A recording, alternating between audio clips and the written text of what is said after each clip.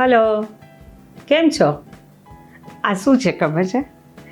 અમારા ઘરની ગોળ કેરીની બરણી. યસ, આટલું ગોળ કેરીનું અથાણું બને એટલું બધું ભાવે. બધા ગુજરાતીઓને ખબર છે કે ગુજરાતીઓની ઓળખ એટલે ગોળ કેરીનું અથાણું. અને ગોળ કેરીનું અથાણું જે છે એમાં કેરી તો કેરી જ છે, રાઈટ? પણ સ્વાદ શાનો છે? તો મસાલો અને ગોળ, રાઈટ? તો ગોળ કેરીનો એટલે કે ગળ્યા અથાણાનો મસાલો આજે આપણે બનાવીશું. અને આ બરણી મને ખબર છે ઘણા બધા લોકો મને પૂછશે કે આવી બરણી ક્યાં મળે? અત્યારે પણ મળે છે. તમે ભાવનગર ડિસ્ટ્રિક્ટમાં જાઓ ને તો રોડ પર કેટલી બધી જગ્યાએ આ પ્રકારની બરણીઓ નાનાથી મોટી સાઇઝ, હજી આનાથી પણ ડબલ સાઇઝની પણ મળે છે. ચલો બરણીને બાજુમાં મૂકી અને મસાલો બનાવીએ.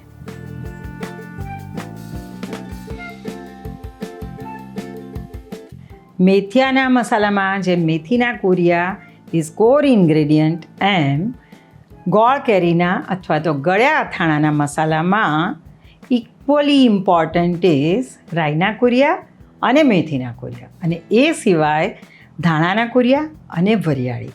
આ ચારે ચારનો સરસ મજાનો ઇક્વલ કહેવાય એવો રોલ છે. તો પ્રપોર્શન જોઈ લઈએ, કારણ કે તમારા બધાના ક્વેશ્ચન એના પર જ છે કે મેમ પરફેક્ટ મેઝરમેન્ટ સાથે રેસીપી આપો, રાઈટ? તો ગોળ કેરી અથવા તો ગળ્યા અથાણાના મસાલા માટે સૌથી પહેલાં આપણે મેથીના કુરિયા 100 ગ્રામ લેવાના છે, રાઈના કુરિયા 100 ગ્રામ લેવાના છે,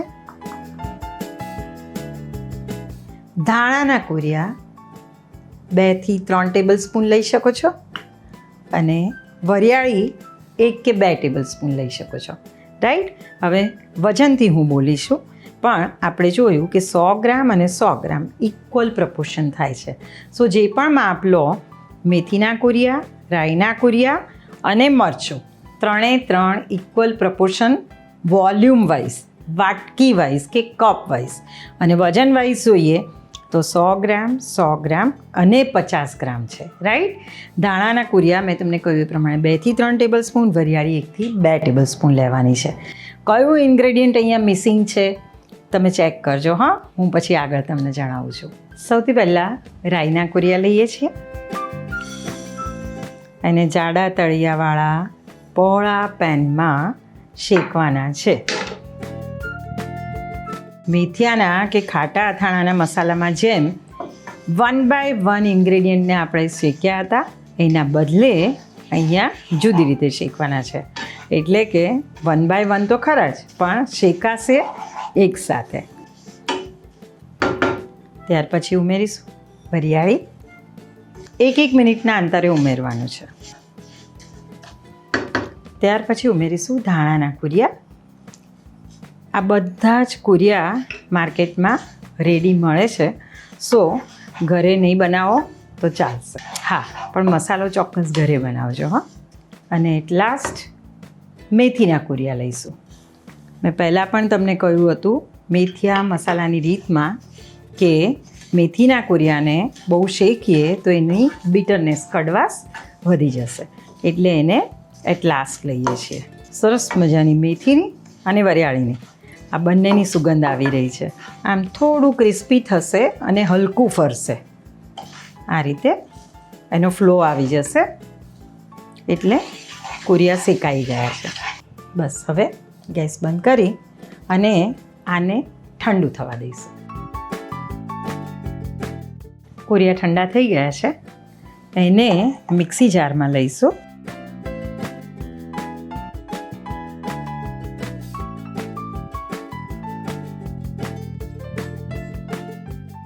ખાટા અને તીખા અથાણાનો જે મસાલો હતો, મેથીયો મસાલો, એમાં કરકરું ટેક્સચર હોવું જોઈએ, એટલે કે આખું પાખું હોવું જોઈએ. અને ગોળ કેરીનો જે મસાલો હોય એનો રસો સરસ થવો જોઈએ, એટલા માટે એને આપણે પલ્સ મોડ પર થોડું ક્રશ કરીશું.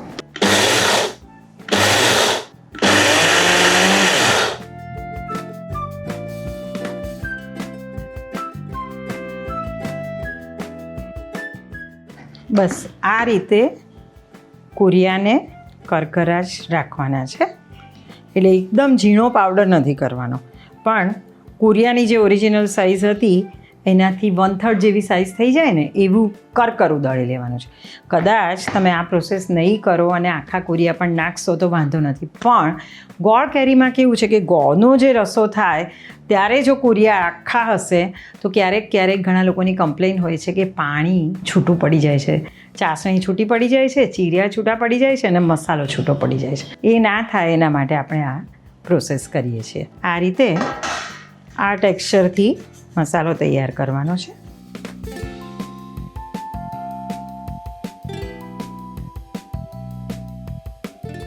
હવે આ મસાલામાં 1 ચમચી જેટલી હળદર લઈશું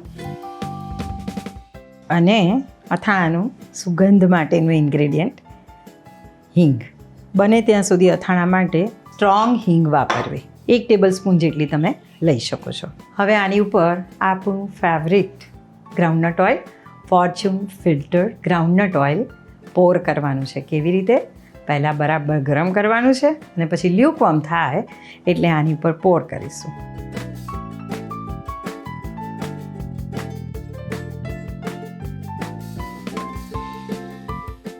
આની અંદર ઘણા લોકો આખા ધાણા અને મરીના દાણા પણ નાખતા હોય છે. ઇટ ઇઝ ઓપ્શનલ, પણ મેં તમને કહ્યું એ પ્રમાણે ઓથેન્ટિક ટ્રેડિશનલ દાદી નાનીની જે રેસીપી હતી મસાલાની, ગોળ કેરીના મસાલાની કે ગળ્યા અથાણાના મસાલાની, એ આ જ હતી. તેલ હુંફાળું ગરમ થાય એટલે આપણે આ હિંગ ઉપર પોર કરી દઈશું.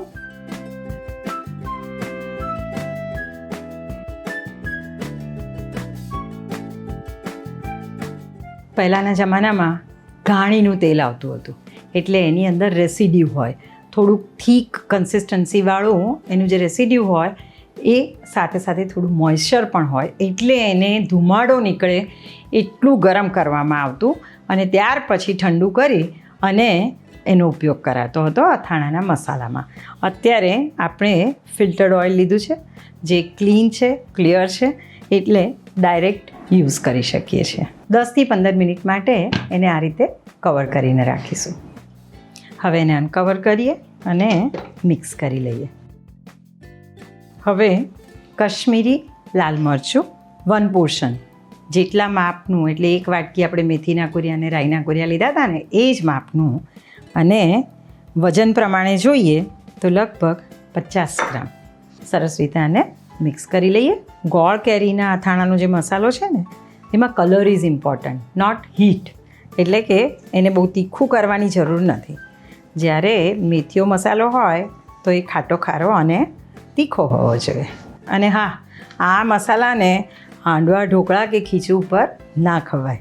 મેથીયાનો કે ખાટા અથાણાનો મસાલો છે ને એમાં કેરી સાથે મસાલો મિક્સ કર્યા પછી લગભગ 1.5 લીટર જેટલું તેલ એની અંદર રેડવામાં આવે છે અને તેલ પી અને એ મસાલો ફૂલે છે. એટલે તમે ક્યારેક નોટિસ કર્યું હશે કે અથાણાની બરણીમાં તમે અથાણું ભરો અને ત્યાર પછી તમે તેલ ઉમેરીને બંધ કરીને રાખો તો 2-3 દિવસમાં એનું વોલ્યુમ એકદમ વધી જાય છે. કેમ? કારણ કે મેથી જે છે કુરિયા એ ઓઇલ પી એબ્સોર્બ કરી અને ફૂલે છે. હવે ગળ્યા અથાણાના મસાલાની વાત કરીએ ને તો એમાં કેરીના ચીરિયાને છોલી, મીઠું અને હળદર, 1 કિલો કેરીના ટુકડા હોય તો 1 ટેબલસ્પૂન મીઠું અને 1 ટેબલસ્પૂન હળદર નાખી સરસ રીતે મિક્સ કરી 12 કલાક માટે એને ઢાંકીને રહેવા દેવાનું. એમાંથી પાણી છૂટું પડશે. પછી ચાણીમાં નાખી પાણી નીતરી જાય એટલે એ ચીરિયાને 5થી 6 કલાક માટે પંખા નીચે કપડા ઉપર સૂકવી દેવાના. ત્યાર પછી એ ચીરિયાની અંદર ભારોભાર ગોળ, એટલે 1 કિલો કેરી હોય તો 1 કિલો ગોળ લેવાનો છે અને આ મસાલો લેવાનો છે. મસાલો કેટલો લેવાનો છે? તો તમને રસો વધારે જોઈએ છે, કેરી વધારે જોઈએ છે, શું જોઈએ છે એ પ્રમાણે લેવાનો છે. પણ છતાં હું તમને કહું કે 1 કિલો કેરીમાં મિનિમમ 100 ગ્રામ મસાલો લેવાનો છે અને મેક્સિમમ 200 ગ્રામ લેવાનો છે.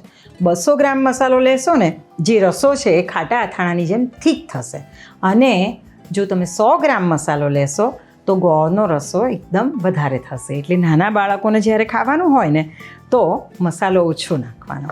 અને તમને જો થીક ગમતો હોય, એટલે કે ખીચડીમાં તમારે અથાણું ખાવું હોય તો 200 ગ્રામ જેટલો મસાલો લેવાનો. હવે મેં તમને જેમ કહ્યું ને કે મેથીયાનો જે મસાલો છે એમાં તેલ પીવે છે, જ્યારે આમાં ગોળ અને કેરીનો જે રસો થાય ને એમાં રાઈના કુરિયા ફૂલશે, એટલે આનું પણ વોલ્યુમ વધશે.